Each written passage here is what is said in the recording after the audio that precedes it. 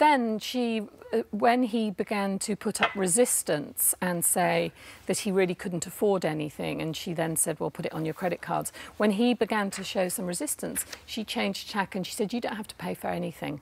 I've got sponsors to cover everything. You just have to cover it up front and the sponsorships will come. And that was uncovered in the court case. All of this results in your parents having to sell their home. Your mother dies. When the house is put up for sale, she makes that decision. She then dies. Yes. Your father's left with this debt. Barbara Stone, the salesperson in question for a magazine which you may get through your door called Aspire magazine, she admitted to 2 counts of fraud by false representation. She was given a 22-month suspended jail term, even though the judge told her she had made people's lives a misery and hounded your mum and dad to death. Do you wish she had have got a custodial sentence? I think we were all expecting a custodial sentence. I think we were all a bit shocked on the prosecuting side. I felt she deserved a custodial sentence, not least because it would have acted as a warning for people who feel that this, I think, who treat this as a sort of game.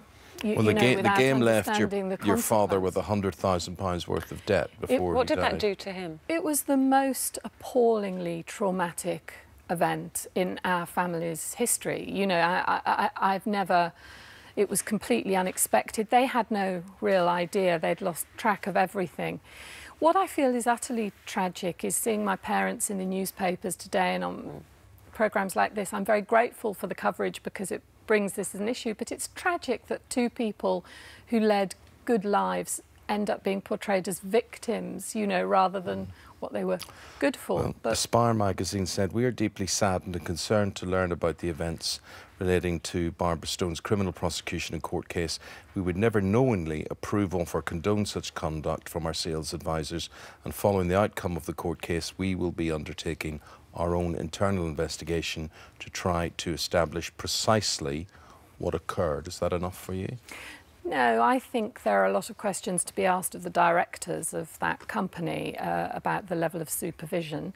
They saw all this money coming through from Barbara. My parents were not the only were not her only victims. I mean, at the court case... Yeah, but she wasn't benefiting from this personally, though. Astonishingly, she wasn't. Aspire magazine took all the revenue, of course. It went into their advertising coffers. So, I mean, I think there's a lot of questions about the responsibility and the degree of supervision that the directors of that company had. And obviously, one has to wait and see what happens there. Franny, our condolences so sorry to it you. happened to your parents. And hopefully, by talking about this, it won't happen to other people.